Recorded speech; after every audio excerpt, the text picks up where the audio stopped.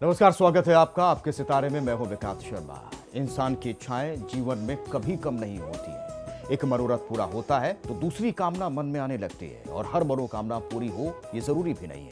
लेकिन अगर कुछ खास और चमत्कारिक उपाय किए जाएं तो ये मनोकामनाएं पूरी भी हो सकती हैं। यही उपाय हम जानेंगे आज के कार्यक्रम में। साथ ही जानेंगे आज का राशिफल। तो देर किस बात की, शुरू करते हैं आपके सितारे। दिल में है कोई खास तमन्ना, हर इच्छा हो जाएगी पूरी। जानिए पंडित वैभव नाथ शर्मा से मनोकामना पूर्ति के खास उपाय। आपके सितारे में आप अपनी हर परेशानी का हल प्राप्त कर सकते हैं। अपने सवाल आप पूछ सकते हैं। स्टूडियो में साथ देने के लिए हमारे साथ मौजूद हैं विश्वविख्यात ज्योतिषाचार्य और वास्तुशास्त्री पंडित वैभव नाथ शर्मा। आचार्य जी, आपका बहुत बहुत स्वागत है। जी नमस्कार। तो यदि आपके मन में कोई सवाल है तो आप हमें कॉल कर सकते हैं। हमेशा की तरह हमारे नंबर्स लगातार आपकी टीवी स्क्रीन पर फ्लैश किए जा रहे हैं। आप हमें हमारे टोल फ्री नंबर पर भी कॉल कर सकते हैं। आप हमसे सीधी बात कर सकते हैं। हमारा टोल फ्री नंबर है 180010263003। आप इस नंबर पर मुफ्त में कॉल करें। इसके अलावा आप हमें हमारे लैंडलाइन नंबर्स 012046463332 और 012046463327 पर भी कॉल करके हमसे सीधी बात कर सकते हैं। और चलिए सबसे पहले आचार्य जी से जान लेते हैं कि आज का पंचांग क्या कहता है। जी बिल्कुल, आज का पंचांग इस प्रकार है। विक्रम संवत 2071 मास चल रहा है पौष, और पौष मास के कृष्ण पक्ष की आज चतुर्थी तिथि है। बुधवार का दिन है। नक्षत्र है पुष्य, योग है ब्रह्म और करण है बव। तो जारी तौर पर ये आपने पंचांग जाना है, लेकिन अब जान लेते हैं कि 12 राशियों का हाल क्या है, जिसका आपको बेसब्री से इंतजार रहता है। आज का दिन आपके लिए कैसा रहने वाला है। सबसे पहले बात मेष राशि की। मेष राशि वाले जातक लोगों को आज की दिनचर्या में अपने स्वास्थ्य और फिटनेस का ध्यान बहुत ज्यादा रखना होगा। कार्य क्षेत्र में उत्साह और विश्वास बनाए रखिए। अपने खर्चों में अनावश्यक वृद्धि आज मत होने दीजिए। आज के दिन का पूरा लाभ लेने के लिए, दिन को शुभ बनाने के लिए ओम विधाय नमः मंत्र का 108 बार जाप करके दिन को आरंभ करें तो बहुत अच्छा लाभ लिया जा सकता है। किसी भी महत्वपूर्ण निर्णय को करने में बहुत जल्दीबाजी आज मत दिखाइए। और अब बारी वृषभ राशि की है। आज के दिन को अच्छा बनाने के लिए आपके लिए क्या है वो भी जानते हैं। वृषभ राशि वाले जातक लोग, आपने अपने लिए जो कार्य क्षेत्र चुना है, या यूं कहें कि आज आपने कोई एक विशेष काम जो अपने जिम्मे लिया है, उसमें सफलता प्राप्त करने के लिए आज आपको जीतोड़ प्रयास करना होगा। आपको सफलता अवश्य मिलेगी। तो आज किसी भी प्रकार का संदेह रखे बगैर आप अपने प्रयास करें, निश्चित आप सफल होंगे। आज के दिन को शुभ बनाने के लिए ओम विघ्न राजाय नमः मंत्र का 108 बार जाप करें तो इस मंत्र के प्रभाव से, भगवान गणपति के प्रभाव से दिनचर्या में आने वाली बाधा और काम में आने वाले विघ्न को आप बहुत आसानी से दूर कर सकते हैं। कार्यक्षेत्र में अपने पार्टनर के साथ किसी भी प्रकार के वाद विवाद को इस समय में बढ़ाना नहीं चाहिए। और अब बात मिथुन राशि की। आज क्या है उपाय मिथुन राशि वाले लोगों के लिए, जातकों के लिए, वो भी जानते हैं। मिथुन राशि वाले जातक लोगों के लिए आज का दिन बहुत व्यस्तता और भागदौड़ से परिपूर्ण रहने वाला है। ऐसे में अत्यधिक दबाव लेने से आपको बचना चाहिए। काम उतना ही लीजिए जितना आपका शरीर, आपका स्वास्थ्य आपको आज्ञा देता हो। आज के दिन को शुभ बनाने के लिए ओम वाणी प्रदाय नमः मंत्र का 108 बार जाप कर लेना आपको बहुत अच्छा फायदा देगा। आपकी जो कार्यक्षेत्र की जिम्मेदारियां हैं, उनकी अनदेखी आज आप बिल्कुल भी मत करिए। और अब बात कर्क राशि वाली। कर्क राशि वाले जातक लोगों के लिए आज आप अपने करियर को लेकर बहुत बड़ी दुविधा में हो सकते हैं। आप निर्णय नहीं कर पाएंगे कि किस प्रकार से आपको अपने दिन को आगे बढ़ाना है, अपने भविष्य को आप किस दिशा में ले जाएं। अच्छी तरीके से सोच विचार कर लें और अंत में वही निर्णय करें जिसमें आपका मन, आपका दिमाग, आपका दिल आपको आज्ञा देता हो, आपकी खुशी जिसमें शामिल हो। आज के दिन को शुभ बनाने के लिए ओम वागीशाय नमः मंत्र का 108 बार जाप करेंगे तो आपको बहुत अच्छा लाभ मिल सकता है। मां सरस्वती की कृपा से आपको निर्णय लेने की क्षमता प्राप्त होगी। आपके कार्यक्षेत्र की जो गुप्त बातें हैं वो हर किसी से आज आपको चर्चा नहीं करनी चाहिए। और चलिए अब जानते हैं कि सिंह राशि वाले आज के दिन को अच्छा बनाने के लिए क्या कर सकते हैं, क्या उपाय कर सकते हैं। सिंह राशि वाले जातक लोगों के साथ आज ऐसा भी हो सकता है कि जिस किसी व्यक्ति ने आपको कभी पुराने समय में भावनात्मक ठेस दी हो, कोई चोट दी हो, आज अचानक से वह व्यक्ति आपके समक्ष आ जाए और अपने किए की क्षमा प्रार्थना आपसे करने लगे, क्षमा याचना करे। ऐसे में आपको क्षमादान दे देना चाहिए, उस व्यक्ति को माफ कर दीजिए और आगे बढ़ जाइए। ध्यान रखना है कि उस व्यक्ति को दोबारा अपने सिस्टम में आप ना शामिल करें, क्योंकि एक बार वह आपका अपमान भी कर चुका है और आपका विश्वास भी खो चुका है। आज के दिन को शुभ बनाने के लिए ओम वरदाय नमः मंत्र का 108 बार जाप कर लेना आपके लिए सर्वोत्तम होगा। मानसिक थकान और उदासीनता को आप अपने ऊपर हावी मत होने दीजिए। और चलिए अब जान लेते हैं कन्या राशि वाले आज क्या करें उपाय। कन्या राशि वाले जातक लोगों के लिए परिवार में जो अनबन पुराने समय से चल रही थी वो आज दूर करने के लिए आप प्रयास करें तो वो समस्या, वो विवाद जो है आज समाप्त हो सकता है। अपने और जीवन साथी के स्वास्थ्य पर आपको बराबर ध्यान देने की आवश्यकता है। दोनों के स्वास्थ्य में उतार चढ़ाव होने के संकेत बनते हैं। आज के दिन को शुभ बनाने के लिए ओम लंबोदराय नमः मंत्र का 108 बार जाप कर लेना आपके लिए सर्वोत्तम होगा। आज ऐसा कोई भी व्यवहार ना करें किसी के दिल को, किसी की भावना को ठेस पहुंचे। और अगली राशि जानने से पहले आपसे अनुरोध है कि आप कोई भी जानकारी, कोई भी उपाय या आपको कोई भी दिक्कत है तो आप पंडित जी से जान सकते हैं, अपनी राशि के बारे में जान सकते हैं। हमारा नंबर हमेशा की तरह आपके टेलीविजन स्क्रीन पर फ्लैश हो रहा है, बस आपको कुछ नहीं करना है, फोन घुमाना है इस नंबर पर और पंडित जी से सीधी बातचीत करनी है। लेकिन ध्यान ये रखना है कि जब भी आप बात करें टीवी सेट से दूर हट जाएं, आवाज कम कर लें, म्यूट कर दें, इससे आपकी आवाज अच्छी तरीके से हम तक पहुंच पाएगी। और अब जानते हैं तुला राशि वालों का रहने वाला है। तुला राशि वाले जातक लोगों को आज सुझाव ये है कि आप स्वयं को किसी भी वाद विवाद में पड़ने से बचाइए। फिर चाहे वो वाद विवाद आपके घर का हो या आपके घर के बाहर का, कहीं किसी दूसरे लोगों का हो, किसी दूसरे के मामले में आपको हस्तक्षेप करने की भी आवश्यकता नहीं है। विवादों से स्वयं को दूर रखिए। आर्थिक मामले में थोड़े से विलंब आज हो सकते हैं, उसके चलते आपकी चिंताएं आज बढ़ जाएं, ऐसे लक्षण बनते हैं। आज के दिन को शुभ बनाने के लिए ओम रमाचरताय नमः मंत्र का 108 बार जाप कर लेना आपके लिए सर्वोत्तम होगा। आज कुटुंब में भाई बंधु के साथ वाद विवाद करने से बचना चाहिए। और अब बारी वृश्चिक राशि वाले जातक आज के दिन को अच्छा व्यतीत करने के लिए क्या कर सकते हैं। वृश्चिक राशि वाले जातक लोगों के लिए आज की दिनचर्या में आपको तैयार रहना चाहिए किसी भी बड़ी चुनौती को स्वीकार करने के लिए, उसका सामना करने के लिए। इस चुनौती का सामना करने के लिए आपको मानसिक तौर पर यानी दिमागी तौर पर बहुत ज्यादा सुदृढ़ होना होगा, मजबूत होना होगा। आज के दिन को शुभ बनाने के लिए ओम मूषक वाहनाय नमः मंत्र का 108 बार जाप कर लेना आपके लिए सर्वोत्तम होगा। आज का दिन, आज की तिथि निवेश के लिहाज से आपके पक्ष में नहीं है, तो आपको इन्वेस्टमेंट से दूर रहना चाहिए। तो जाहिर तौर पर ये उपाय हैं, निवेश से आपको बचना होगा। लेकिन अब जानते हैं धनु राशि वाले आज के दिन को शुभ बनाने के लिए क्या कर सकते हैं। धनु राशि वाले जातक लोगों को आज थोड़ा सा अपने बुद्धि विवेक का प्रयोग करना होगा, थोड़ा सचेत रहने की आवश्यकता है, क्योंकि आज कोई व्यक्ति आपको गुमराह करने का प्रयास कर सकता है, वह अपने विचार आपके ऊपर थोप सकता है। तो अब आप अगर थोड़ा सा बुद्धि के माध्यम से चैतन्य रहेंगे, जागृत अवस्था में होंगे, तो अगर उसका कुछ सुझाव भी आता है तो आप उस पर विचार करके जितना उचित है उसको आप आत्मसात करें।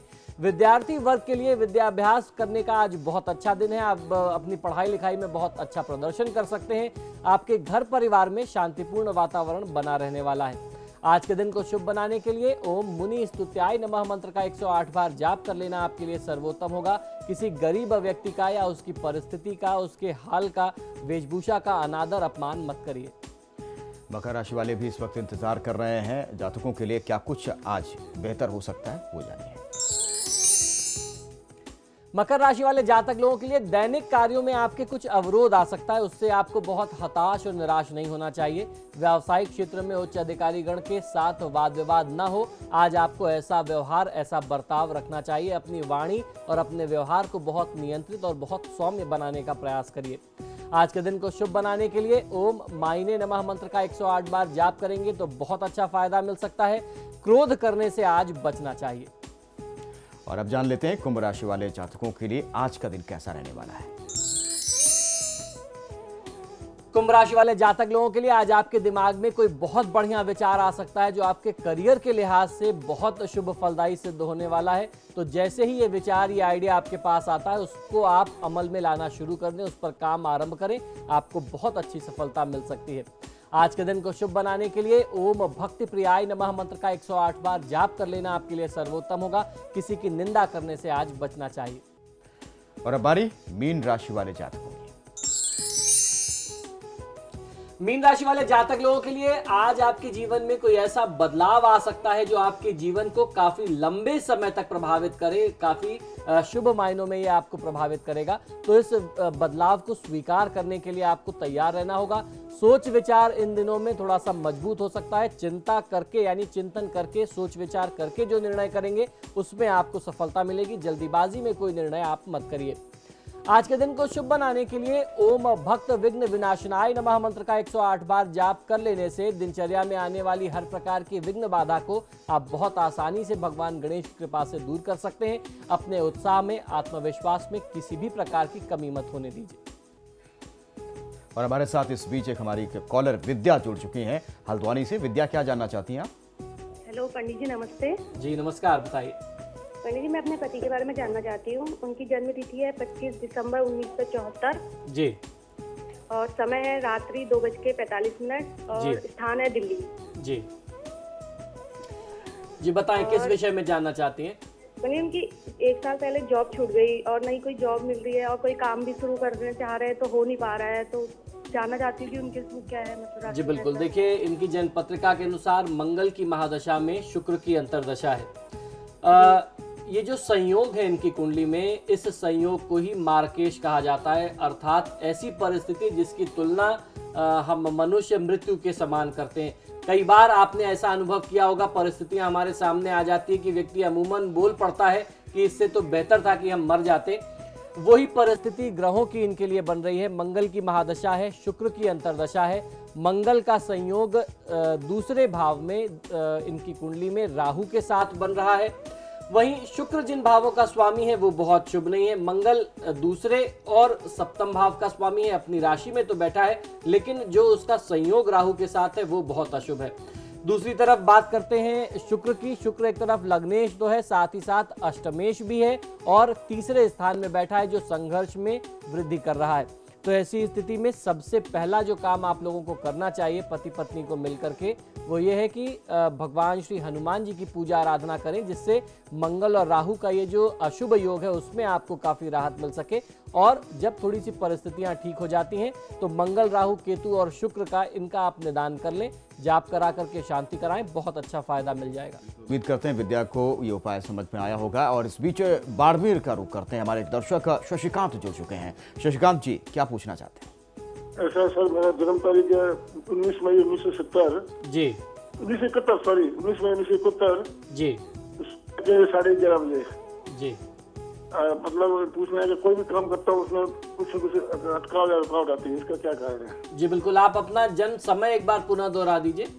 19 मई 1971 सुबह के 11:30 बजे। जी, और जन्म का स्थान बता दें।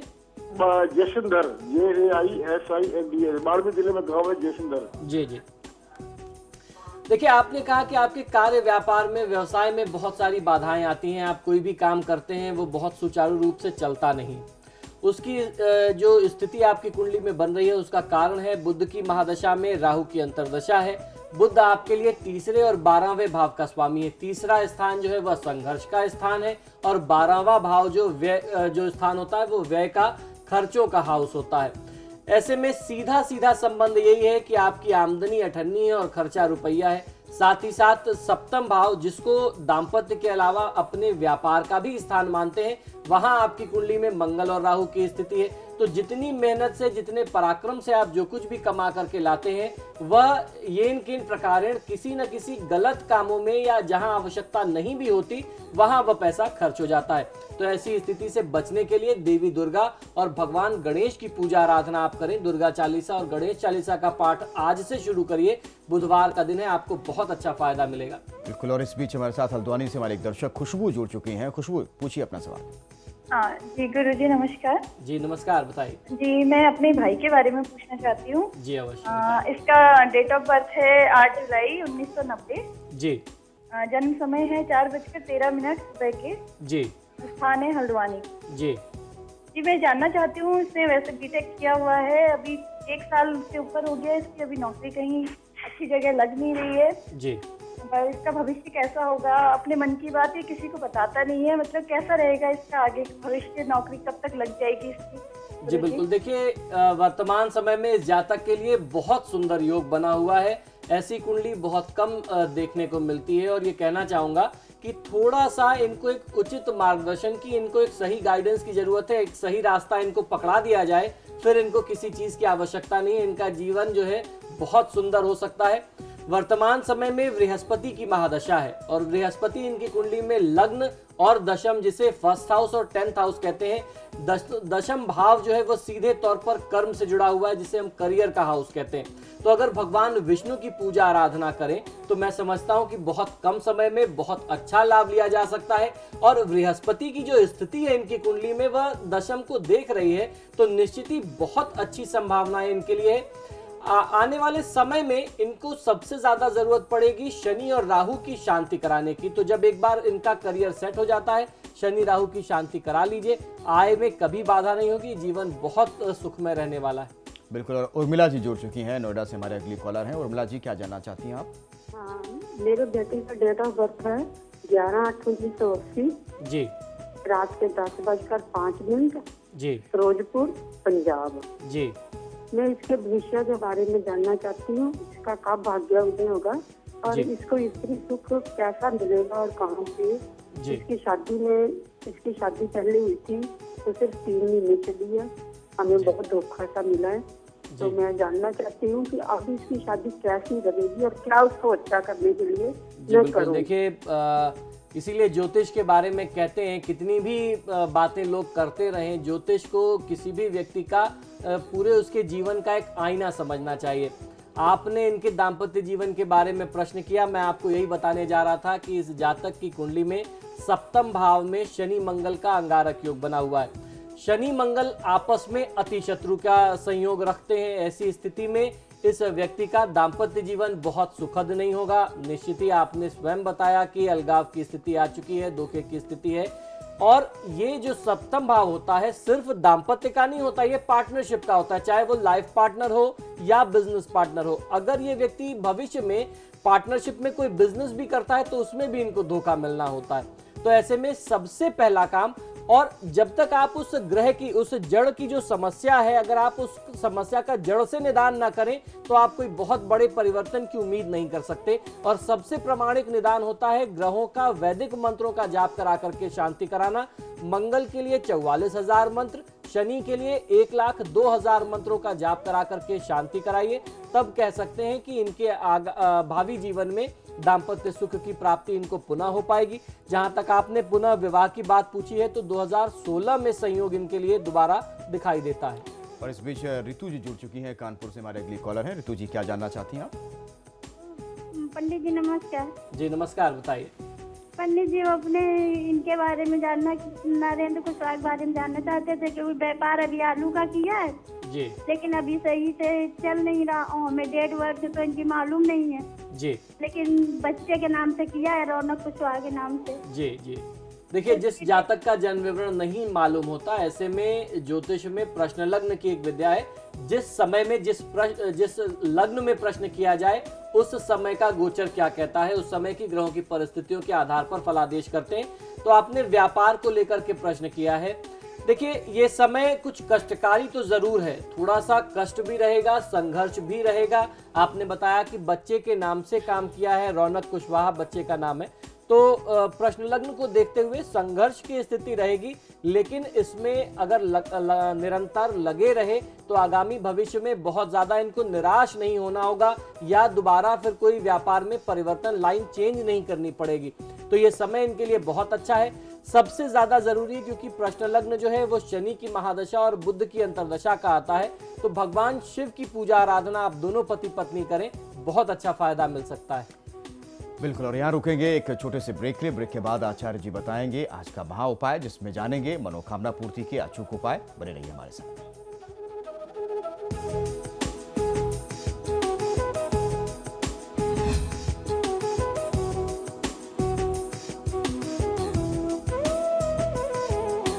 और चलिए आचार्य जी से अब जानते हैं आज का महा उपाय। जी बिल्कुल, आज के महा उपाय में मैं आपको बताने वाला हूं मनोकामना पूर्ति के अचूक उपाय। ये कुछ ऐसे विषय हैं जिन पर हम लोग बहुत ज्यादा शोध करते हैं या इनसे संबंधित उपाय आपको सबसे ज्यादा बताते हैं, क्योंकि हर व्यक्ति की आकांक्षा होती है कि उसकी मनोकामना पूरी हो जाए। और जरूरी नहीं है कि जो आज मैं उपाय बता रहा हूं हर व्यक्ति इस उपाय को देख ही ले या हर व्यक्ति को ये उपाय काम कर ही जाए। तो हमारे धर्मशास्त्रों में अपनी मनोकामना को पूरा करने के लिए ऐसे सैकड़ों, हजारों और लाखों उपाय बताए गए हैं। हर बार हम प्रयास करते हैं कि आपको कुछ नया उपलब्ध कराई जाए, कोई नई शास्त्रीय जानकारी, कुछ ज्ञान, कुछ उपाय आपको बताए जाएं। तो अगर आप अपनी मनोकामना को पूरा करना चाहते हैं तो तुलसी के पौधे को प्रतिदिन आपको जल से सींचना चाहिए, यानी तुलसी के पौधे में जल का अर्घ देना चाहिए, तथा संध्या काल के समय में गाय के घी का, देसी घी का दीपक आपको तुलसी के पौधे के पास अवश्य लगाना चाहिए। ये नियम अगर कोई व्यक्ति अपना लेता है, रोज सुबह आप स्नान ध्यान करने के बाद तुलसी के पौधे में जल दीजिए, अर्घ दीजिए, और शाम को जब संध्या गोधूली वेला हो जाए, संध्या का समय हो प्रदोष काल में, वहां आप देसी घी का दीपक लगाइए। इस उपाय से मनोकामना पूरी होती है। दूसरा उपाय है कि रविवार को पुष्य नक्षत्र में श्वेत आग की जड़ को, श्वेतार्घ जिसे कहते हैं, उसको आप लेकर के आए।